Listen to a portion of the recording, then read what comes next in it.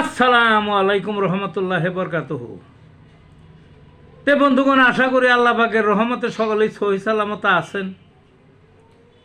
তে কবি Gazi Akkas Ali YouTube channel 017140885009 এর পক্ষ থেকে আপনাদের সকলের প্রতি রইল একান্ত আন্তরিক শুভেচ্ছা ভালোবাসা। তে বন্ধুগণ, এখন আপনাদের সামনে যে বয়ানটা রাখবার চেষ্টা করব, বয়ানটার নাম হলো প্যারালাইসিস রোগে হোমিওপ্যাথিক চিকিৎসা।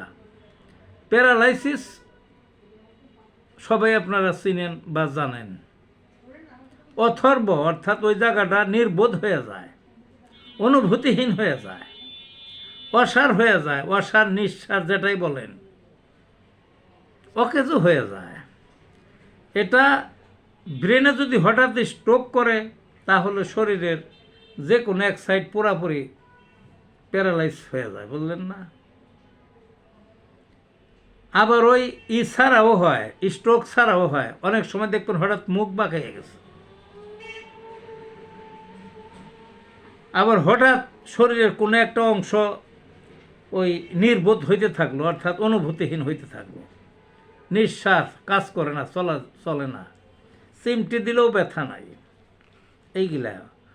আবার সারা শরীরেও হয়, অনেক সময় স্ট্রোক করলেও হয়, স্ট্রোক না করলেও হয়, সারা শরীরেও হয়, অর্ধাঙ্গও হয়, আবার আংশিক শরীরের যে কোনো অঙ্গও হয়, বুঝলেন না?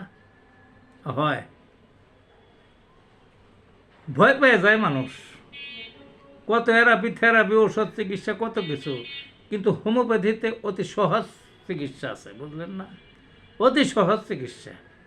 কয়েকটা হোমিওপ্যাথিকের ঔষধ আর কয়েকটা হোমিওপ্যাথিকের আর একটা শাখা বায়োকেমিক, তার কয়েকটা ওষুধ। এই কয়েকটা ওষুধ যদি একত্রে ব্যবহার করা যায়, বেশি দিন লাগে না যেমন তেমন প্যারালাইসিস হোক, বুঝলেন না? ভালো থাকুন বন্ধুগণ।